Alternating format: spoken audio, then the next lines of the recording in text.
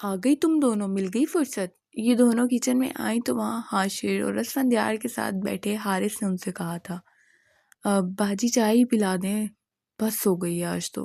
مناہل نے زلیخا سے کہا تھا جو وہاں چائے وغیرہ بناتی ہیں۔ جی بیٹا، زلیخا نے کہا تھا اور اٹھ کر چائے کا پانی اوپر رکھا تھا۔ یہ احمد سر نظر نہیں آ رہے 2-4 دنوں سے، اللہ خیر کرے۔ کنول وہاں بیٹھتی ہوئی بولی تھی۔ مناہل کو زہر لگا تھا اس کا نام بھی۔ وہ خاموشی سے موبائل میں مصروف رہی تھی۔ پڑا ہوگا کسی ہاسپٹل میں۔ حاشر اسفندیار اور حارث کے درمیان میں بیٹھا تھا، آہستہ آواز میں بڑبڑایا، کچھ کہا؟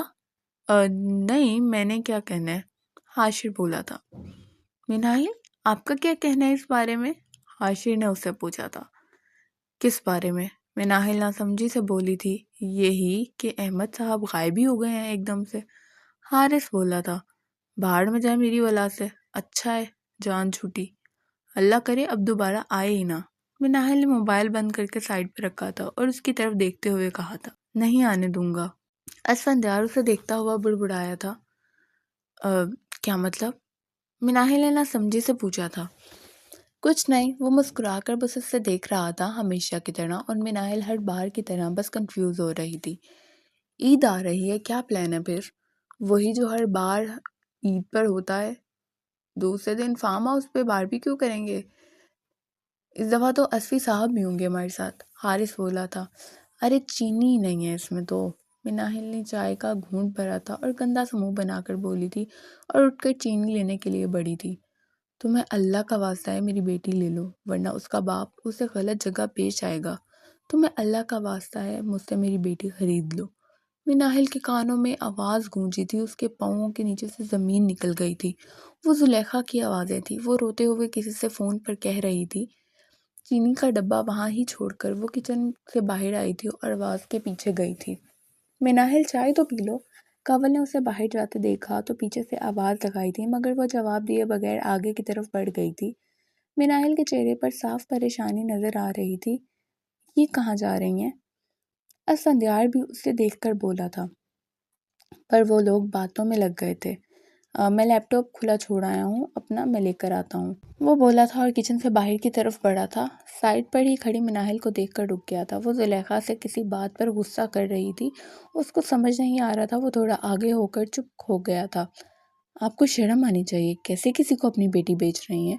وہ آپ کی بیٹی ہے، دکان میں پڑی کوئی چیز نہیں۔ مناہل غصے سے بولی تھی، بیٹا میں بہت مجبور ہوں، میں کیا کروں؟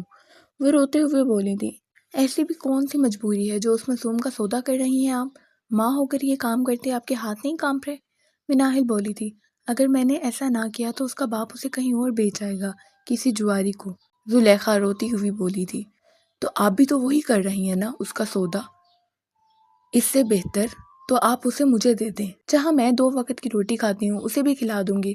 مناہل نے کہا تھا، بیٹا پر اس کے باپ کو 5 لاکھ چاہیے اس کے بدلے، زلیخا بولی تھی۔ مناہل نے لمبا سانس لیا تھا، اس کے پاس الفاظ نہیں تھے، وہ کیا بولتی۔ 2 وقت کی روٹی تو وہ دے سکتی تھی اس معصوم کو، اسکول کی فی ویسے ہی مناہل خود دے رہی تھی تقریباً 3 سالوں سے، پر 5 لاکھ وہ کہاں سے لے کر آئے گی، وہ نہیں جانتی تھی۔ مناہل نے پاس پڑی کرسی کھینچ کر اسے بٹھایا تھا، وہ بہت رو رہی تھی۔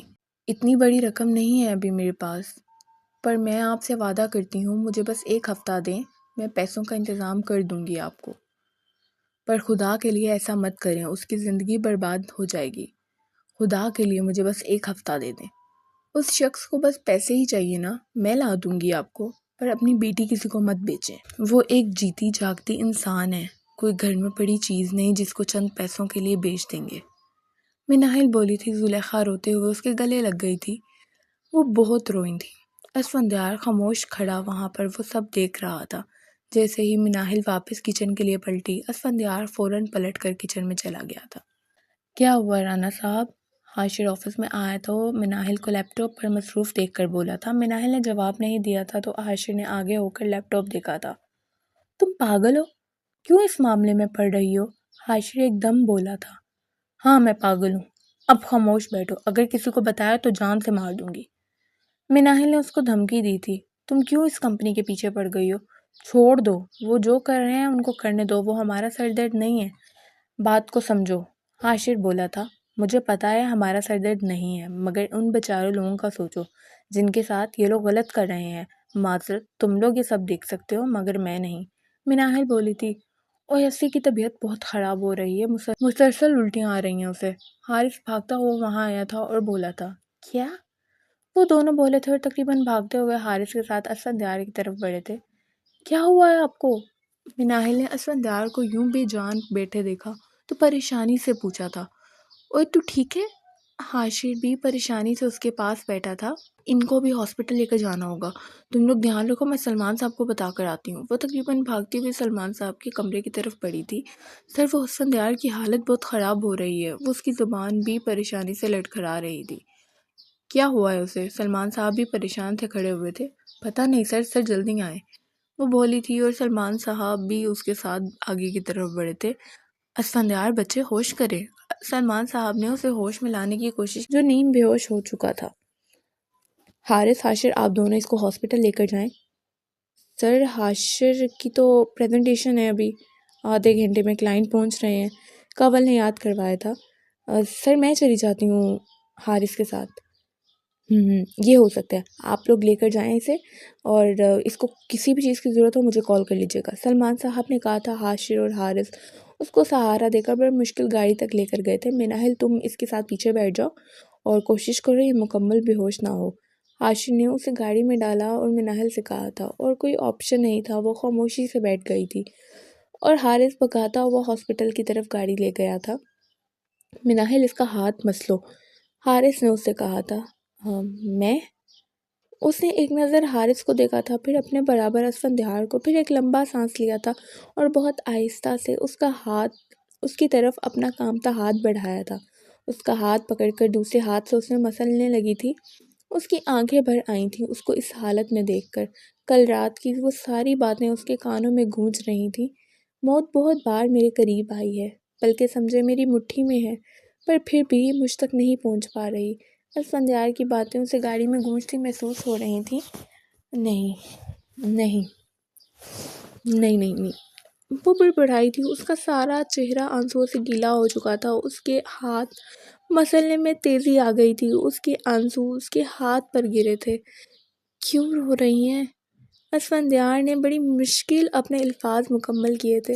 مناحل نے اس کا چہرہ دیکھا تھا، اس کو اس حالت میں بھی اس کا رونا نظر آ رہا تھا، اور وہ پوچھ رہا تھا کہ وہ کیوں رو رہی ہے۔ نہیں نہیں، میں تو نہیں رو رہی، بس آپ آنکھیں مت بند کریں پلیز، ابھی ہم ہاسپٹل پہنچ جائیں گے، مناحل نے کہا تھا۔ ہاتھ اس کا وہ مسلسل مسل رہی تھی۔ مناحل کا کہنا وہ کیسے رد کر سکتا تھا، بے شک وہ کسی بھی حالت میں ہو۔ اس نے ساری کوششیں کر دی تھیں کہ وہ آنکھیں بند نہ کرے، اور وہ اس میں کامیاب ہو گیا تھا۔ نہیں آنے دوں گی میں موت کو آپ کے قریب، وہ اپنے دل میں اس سے مخاطب ہوئی تھی۔ ہاسپٹل کے سامنے گاڑی رکی تو اسٹریچر کے سہارے اس کو ہاسپٹل کے اندر لے گئے۔ یہ وہی ہاسپٹل تھا جہاں وہ سارا کو لے کر آئی تھی، اسی حالت میں۔ اس کے پاؤں اندر جاتے جاتے رکے تھے، زور سے اس نے اپنی آنکھیں بند کی تھی۔ مناحل، چلو۔ حارث کی آواز پر اس نے آنکھیں کھولی تھی اور اندر کی طرف بڑھی تھی۔ اسی ہاسپٹل سے وہ اپنا کینسر کا علاج کروا رہا تھا۔ جس ڈاکٹر نے اس کا چیک اپ کیا تھا وہ اس کو پہچان گیا تھا۔ اس نے فوراً اس ڈاکٹر کو کال کر کے ڈیوٹی پر بلا لیا تھا۔ پھر 10 منٹ میں وہ ہاسپٹل پہنچے تھے۔ وہ دونوں پریشانی کی حالت میں روم سے باہر چکر لگا رہے تھے۔ ڈاکٹر عامر تیزی سے اس طرف آئے تھے اور روم میں چلے گئے تھے۔ اسے اس حالت میں دیکھ کر انہیں بہت افسوس ہوا تھا۔ انہوں نے علاج فوراً شروع کر دیا تھا۔ وہ کچھ سنبھلا تو ڈاکٹر نے دیکھ کر بولا، کسی سے کچھ مت کہیے گا۔ ڈاکٹر نے کرسی کھینچی تھی اور اس کے پاس بیٹھ گیا تھا۔ آج میں آپ کی ایک نہیں سنوں گا۔ حالت دیکھی آپ نے اپنی، اگر آپ نے بتا دیا ان کو تو اگر میں نے کل مرنا ہوا تو میں آج مر جاؤں گا۔ اس نے کہا تھا، اسفی بچے بس کر دیں، کیوں دشمنی کر رہے ہیں اپنے ساتھ، اللہ سے اچھے کی امید رکھیں۔ آپ کو پتہ ہے میں نے آج اپنی تکلیف اس کے چہرے پہ محسوس کی ہے۔ آج کے بعد میں آپ سے یہ کبھی نہیں کہوں گا کہ میرے لیے رونے والا کوئی نہیں ہے۔ وہ نیند کی غنودگی میں بولتا چلا گیا تھا۔ کون؟ ڈاکٹر جاننا چاہتا تھا، پہلی بار اس کے منہ سے انہوں نے کسی کا ذکر سنا تھا۔ وہ کچھ بڑبڑایا تھا مگر ڈاکٹر کو سمجھ نہیں آئی تھی۔ وہ گہری نیند سو چکا تھا۔ وہ کافی دیر اسے دیکھتے رہے، پھر اٹھے اور باہر کی طرف بڑھے تھے۔ مناحل فوراً ڈاکٹر کی طرف بڑھی تھی۔ انہوں نے اس کی آنکھوں کی نمی اور چہرے کی وہ تکلیف جس کا ذکر اسفندیار کر رہا تھا وہ دیکھ کر اندازہ ہو گیا تھا کہ اسفندیار اسی لڑکی کا ذکر کر رہا ہے۔ ڈاکٹر عامر نے مسکرا کر اس کے سر پر ہاتھ رکھا تھا۔ آپ کوشش کریں گی تو اسے کچھ نہیں ہوگا، انہوں نے مسکرا کر کہا تھا۔ مناہل نے نہ سمجھے سے اسے دیکھا تھا۔ بہتر ہے اب اسفندیار، آپ پریشان نہیں ہوں، کچھ انجیکشن کی وجہ سے وہ سو چکے ہیں، جیسے ہی اٹھیں گے وہ بالکل ٹھیک ہوں گے، انہوں نے کہا تھا۔ اتنے میں حارث پانی کی بوتلز لے کر وہاں آیا تھا۔ ڈاکٹر وہاں سے جا چکے تھے۔ کیا کہہ رہے تھے؟ اصلی کیسا ہے؟ حارث نے پریشانی سے پوچھا تھا۔ مناہل ابھی بھی ان کی باتوں میں الجھی ہوئی تھی۔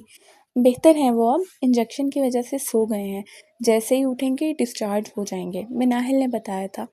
شکر اللہ کا، مجھے تو ڈرا ہی دیا تھا اس نے، حارث بولا تھا۔